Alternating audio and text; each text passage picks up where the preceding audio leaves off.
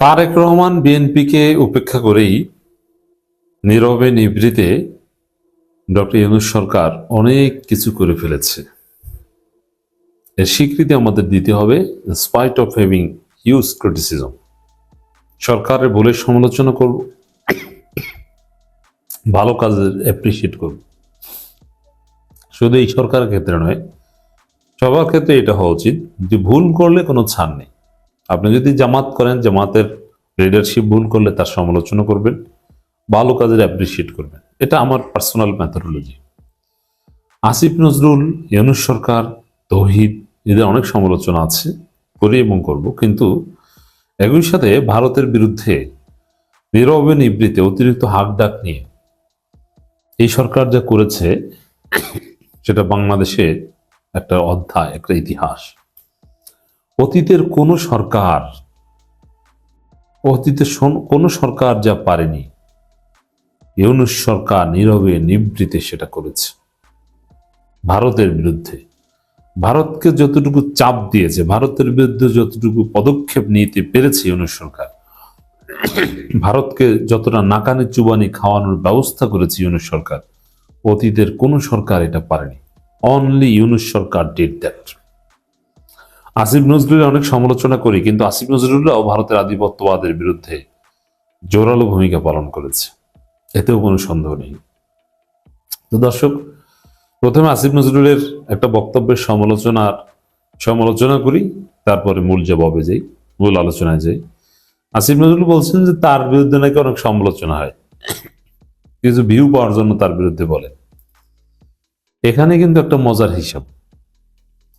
এটা অনেকেই বলেন যে ভিউ পাওয়ার জন্য আমার বিরুদ্ধে বলেন। আরে ভাই, আপনার বিরুদ্ধে বললে ভিউ হয় কেন?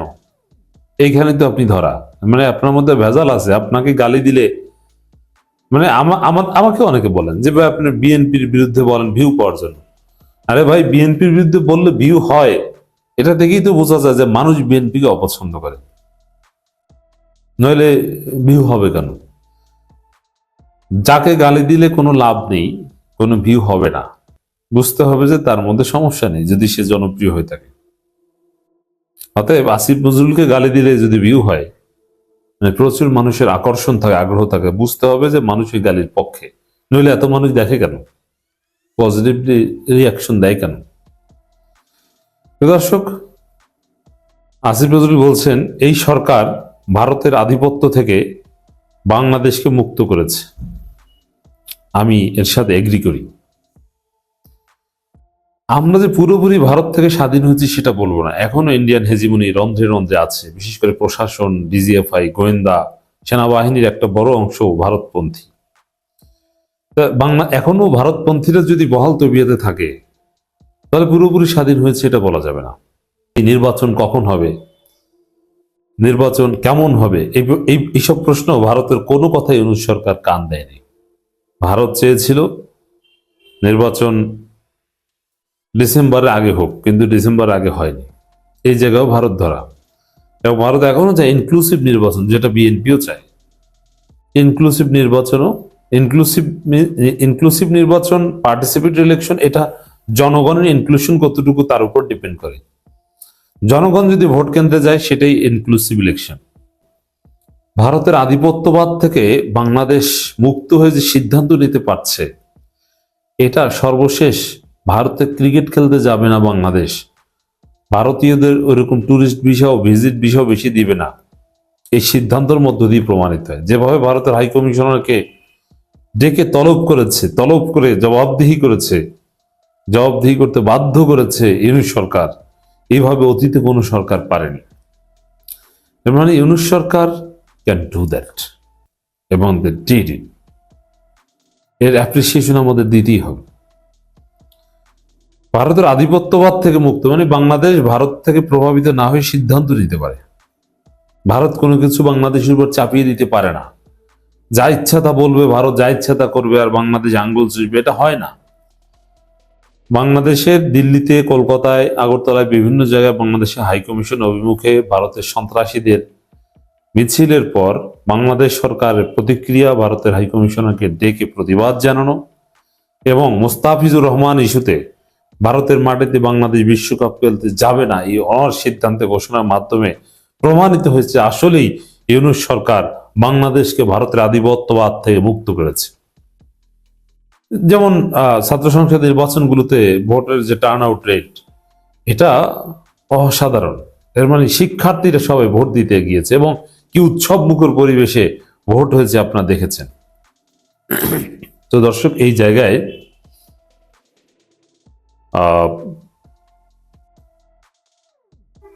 উৎসব মুখর পরিবেশে ভোট হওয়া এবং জনগণের ভোট দিতে যাওয়া, এটি হচ্ছে পার্টিসিপেটরি ইলেকশন। কিন্তু ভারত পার্টিসিপেটরি বা ইনক্লুসিভ বলতে আওয়ামী লীগকে সাথে নিয়ে নির্বাচনের কথা বারবার বলেছে, কিন্তু আওয়ামী লীগ নিষিদ্ধের বিরোধিতা করেছে, কিন্তু আওয়ামী লীগকে বাদ দিয়ে নির্বাচন করা হচ্ছে। এটা কিন্তু ভারতের প্রতি একটা বার্তা যে ভারতের কোনো কথা বাংলাদেশ সরকার শুনে না। তা আমরা যে আসলে স্বাধীন এবং ভারতের আধিপত্যবাদ থেকে মুক্ত হয়েছি তার প্রমাণ এই কয়টা, যে গত কয়েক মাসে যদি দেখেন তলে তলে কিছু স্বাভাবিক বিষয় ছিল, যেমন ভারতকে ইলিশ দেওয়ার মতো ঘটনা, এরকম কিছু ঘটনা ঘটেছে, কিন্তু ভারতের কোনো প্রেসক্রিপশন বাংলাদেশ সরকার গ্রহণ করেছে, ইউনিট সরকার গ্রহণ করেছে, একটাও দেখাতে পারবে না, বরং ভারত যা বলেছে তার উল্টো করেছে। দর্শক, এই জায়গা থেকে বলাই যায় যে সরকার ভারতের আধিপত্যবাদ থেকে বাংলাদেশকে মুক্ত করেছে। অন্তর্বর্তী সরকারের আইন উপদেষ্টা অধ্যাপক ডক্টর আসিফ নজরুল বলেছেন, এই সরকার এসে ভারতের আধিপত্য থেকে বাংলাদেশকে মুক্ত করেছে। ভারতের যে আগ্রাসী একটা ভূমিকা ছিল সব জায়গায়, সেখান থেকে স্বাধীন কণ্ঠে কথা বলতে পারছে। তো বাংলাদেশ এরকম স্বাধীনভাবে কোনোদিন কথা বলতে পারেনি এবং ভারত এত কোণঠাসা বা বেকায়দায় অতীতে কখনো পড়েনি। রাজধানীর সিডাপ মিলনায়তনে সেন্টার ফর গভর্নেন্স স্টাডিজ এর আয়োজনে অনুষ্ঠিত রাজনৈতিক দল, মানবাধিকার এবং মত প্রকাশের স্বাধীনতা শীর্ষক পলিসি ডায়ালগে তিনি সব কথা বলেন। আসিফ নজরুল বলেন, অবশ্যই সমালোচনার কিছু কিছু যৌক্তিক দিক আছে, কিছু কিছু ক্ষেত্রে সমালোচনা নির্দয় পর্যায়ে চলে যায়। 10টা জিনিসের যদি সরকার 4টা জিনিস করে এবং 4টা জিনিস করছে সেটা বলেন, এরপর যে 6টা করতে পারে নাই এগুলো সমালোচনা করেন, কিন্তু এরকম কিছু দেখবেন না। না, এটাও ঠিক না। সমালোচকরা আপনার প্রশংসা করতে বাধ্য না। আরে ভালো কাজ কি করেছেন ওইটা আপনারা প্রচার করবেন, আর আপনারা ভুল কোথায় ওইটা সমালোচনা করবে। সমালোচক ক্রিটিক এটা একটা পদবীর মতো। রাষ্ট্রের অন্যতম গুরুত্বপূর্ণ ব্যক্তি হচ্ছে ক্রিটিক, যারা সমালোচনা করে। তো তার নামই সমালোচক, তো সে প্রশংসা করবে কেন?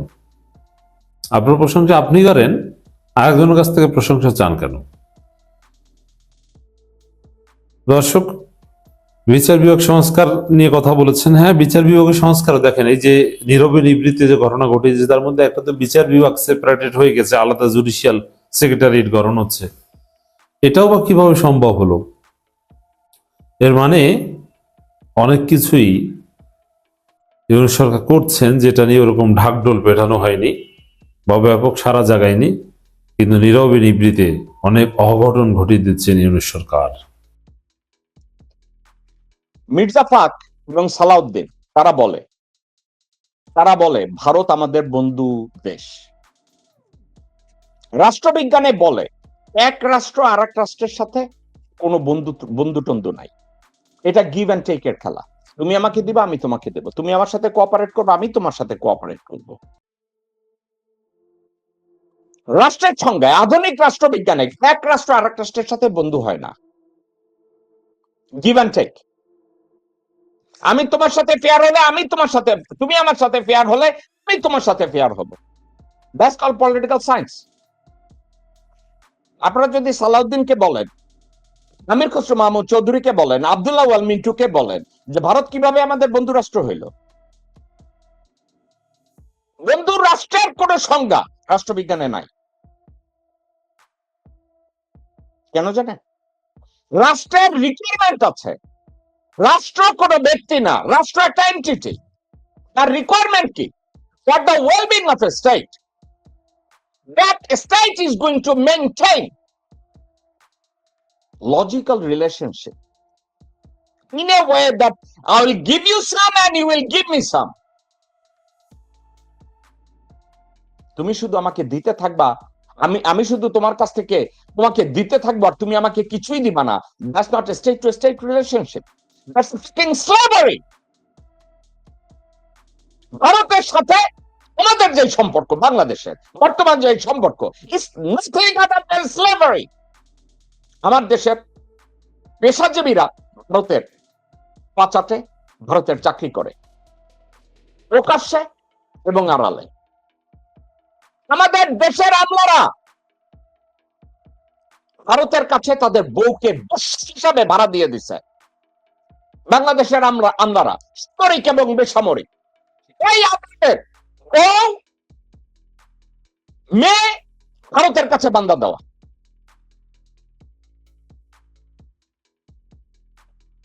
আমি এমন এক বান্দা দেওয়া, বাংলাদেশের এক আর্মি অফিসারের বউ ভারতের বান্দা দেওয়া, ওখানে দস্যুগিরি করে। আগামীকালকে আমি এটা নিয়ে আলোচনা করব। সে এখন তারেক রহমানের চিফ সিকিউরিটি অফিসার। এটা নিয়ে আমি কালকের কথা বলবো। কেমন হয়েছে? ভারতে এক্সপোর্ট করতে গেছে সম্পদ, বাংলাদেশের সামরিক বাহিনীতে কর্মরত এক অফিসারের বউ গেছে ব্যবসা করতে। ব্যবসা লোভে এমন হয়েছে, ওই বউরে ক্যালকাটায় দাঁড় করাইয়া করে ছবি তুলছে। ওই বেটা, ওই বেটির, ওই নেতা হওয়া বেটির জামাই এখন তারেক রহমানের চিফ সিকিউরিটি অফিসার। এটা নিয়ে কালকে প্রমাণ সহ আমি কথা বলবো। তাহলে আমাদের দেশের কি হইলো? সিভিলিয়ান হোক, মিলিটারি পার্সোনাল হোক, আপনারা সামরিক এবং বেসামরিক কর্মকর্তা বাংলাদেশে, আপনারা সরকারি ফান্ড থেকে আপনারা পয়সা নেন, কিন্তু আপনার বউকে এবং মেয়েকে দিয়ে করান ইন্ডিয়া, এবং India become your master and you became the slave. Once you became the slave, আপনারা কি করেন? ওই স্লেভারি করতে গিয়ে বাংলাদেশের রাষ্ট্রীয় অস্তিত্বকে তাদের কাছে বিক্রি করে দেন। ইন্ডিয়া আপনাদেরকে স্লেভ মনে করবে না তো আমাকে স্লেভ মনে করবে? এই ইন্ডিয়ার সাথে আপনি একা একা চিন্তা করে দেখান, যে 5 জন ডিজিএফআই ডিজি ভারতে পালাইছে, এদের চাকরিকালীন সময় মনে হয় এরা ইন্ডিয়াকে কোনো কিছু দেয়া বাদ রাখছে? এমন কোন তথ্য আছে যে ভারতকে তারা দেয় নাই? কারণ ডিজিএফআই ডিসপোজালে তো বাংলাদেশের সবকিছুই আছে। তাহলে বাংলাদেশের ডিসপোজালে যদি, ডিজিএফআই ডিজির ডিসপোজালে যদি প্রতিটি ইনফরমেশন থাকে এবং তারা যদি থাকে মহাপরিচালক মিলিটারি স্পিওনাজ এজেন্সির, আপনার কি মনে হয় এই 5 জন বাংলাদেশের কোনো কিছু আর রেখে দিছে? কি করছে আপনারা কি জানেন? এই 5 জন ডিজি বাংলাদেশকে 50 বছর পিছায় দিছে। আমরা অনেকে বলি ভারত আসুক, আমাদেরকে আক্রমণ করুক, আমরা দেখাই দেবো, আমরা তাল ছিড়ব। কেন জানেন? আমাদের ইনফরমেশন ভারতের কাছে আছে, কারণ ডিজিএফআই দোতলায় রয়্যাল লোকজন বসে, ওয়াকারের পাশে রয়্যাল লোকজন বসে, ওয়াকার নিজে ওয়াকার দ্বারা হাইলি পেইড। তাহলে কি হইল? এই ভারতের সাথে আমাদের ইলিশের গিফট পাইছিল। ভারত আমাদের বন্ধু রাষ্ট্র, ভারত আমাদের নির্বাচন চায়, ভারত আমাদের গণতন্ত্র চায়, ভারত ওয়াকারের বউরে চায়, ওয়াকারের মাইয়ারে চায়, তহিদ হোসেনের মাইয়ারে চায়, আসিফ নজরুলের বউরে চায়। সব দিয়ে দেন, সবকে দিয়ে দেন। ভারতকে দিয়ে দেওয়ার পরে ওমরা হজ পালন করতে যান আপনারা। আমি জানি না আমি এটাকে কিভাবে ব্যাখ্যা করব। একটা দেশের অস্তিত্বকে অন্য একটা দেশের হাতে তুলে দেওয়ার পরে, নিজকে ভারতের হাতে দেওয়ার পরে আপনারা ওমরা পালন করতে যান, আপনারা মাগরিবের নামাজ পড়তে যান, নামাজ ইমামতি করতে যান। তাদেরকে কে বোঝাবে, কে শেখাবে?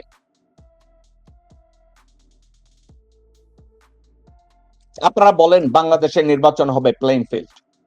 প্লেন ফিল্ড হইছে নির্বাচনের? কোথায় প্লেন ফিল্ড হইছে? আমি তো দেখি তারেক রহমান দেশে আসার পরে ইউনূস সাহেব আর দেশ চালায় না, দেশ চালাইতেছে তারেক রহমান। তাহলে জামাত, এনসিপি আর জামাতের জোট তারা কি করছে? আমি যদি জামাতের এনসিপি ডিসিশন মেকার হতাম, I would have pulled out from this fucking election. কি জন্য? ইলেকশন কমিশন কি এখন খেয়াল করেছে ডক্টর মোহাম্মদ ইউনূস যে জুলাই সনদ স্বাক্ষর করিয়েছে, বিএনপি সরাসরি এটার বিরোধিতা করে রাস্তাঘাটে লোকজনদেরকে বলছে যে না, এটা করা যাবে না। কিসের জুলাই সনদ? ওটা মানি না, হ্যাঁ না ভোট হবে না, গণভোট হবে না। তাহলে কি তারা কি করছে? সরকারি আদেশ, যত ওয়াদা করেছে এগুলোকে তারা এখন ভালো করছে, তারা এটাকে মানে না। তো তারা যদি জুলাই সনদ মানে না, গণভোটে না দিয়ে কথা বলে, তারা কি করে মনে করেন যে প্লেইং ফিল্ড তৈরি হয়েছে ইলেকশনের জন্য? এখন নির্বাচন হলে একটা কাজ হবে, হাসিনার অসমাপ্ত কাজটা সমাপ্ত হবে। অতীতে বিএনপির নেতারা গণভবনে গিয়ে খালেদা জিয়াকে কেমনে রসায় রসাইয়া মারবে, আপনারা শুনলে অবাক হবেন। রসায়া রসাইয়া কেমনে মারবে এইটার আলোচনা হইতো গণভবনে। যে রসায়া রসাইয়া বেগম জিয়াকে কেমনে মারবে এই আলোচনায় একটা লোক অংশ নিত, অনেকগুলাই বিএনপির লোকজন অংশ নিত, একটা লোকের কথা বলি নাই, এই লোকটা অংশ নিত। ব্যারিস্টার মাহবুব উদ্দিন খোকন, উনি বলেছে গণতন্ত্র ত্যাগ সংগ্রামের কারণে বেগম জিয়া ছিলেন একটি প্রতিষ্ঠান। বেগম জিয়া একটা প্রতিষ্ঠান ছিল ব্যারিস্টার খোকন, কিন্তু তুমি ছিলে একটা বেশ্যা।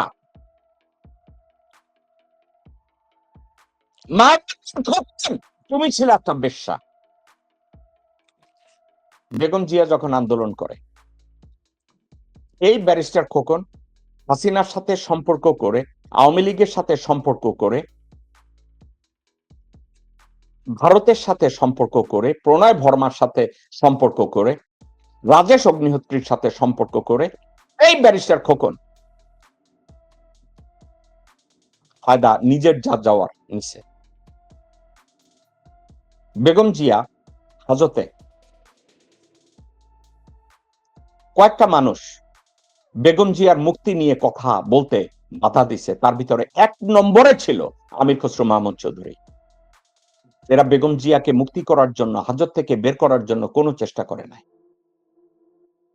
মাহবুবউদ্দিন খোকন গণভবনে গেছে, সুপ্রিম কোর্ট বার অ্যাসোসিয়েশনের ইলেকশনের আগে সে বলছে আমি বেগম জিয়ার মুক্তি টুক্তি কিছু চাই না, আমি বিএনপি সরকার পতনেরও কিছু চাই না। এই মাহবুবউদ্দিন খোকন, এই মাহবুবউদ্দিন খোকন আমেরিকায় এসে কোন সাথে দেখা করে নাই। আটলান্টিক সিটিতে একটা মহিলা দেখতে গেছে এই মাহবুবউদ্দিন খোকন। মাহবুবউদ্দিন খোকন ব্রুকলিনে গিয়ে পরকিয়া করছে, আর ল্যাংটা মহিলা দেখতে গেছে কোথায়? আটলান্টিক সিটিতে, নিউ জার্সিতে। আর ওইদিকে গণভবনে গিয়া বেগম জিয়াকে কেমনে রসায়া রসায়া মারবে এই আলোচনায় অংশ নিছে। বাট সুপ্রিম বার অ্যাসোসিয়েশনে সেখানে সে নির্বাচন করছে। আমি একটা জিনিস বুঝি না, আমাদের দেশের রাজনীতির নামই কি ভণ্ডামি আর মিথ্যাচারিতা?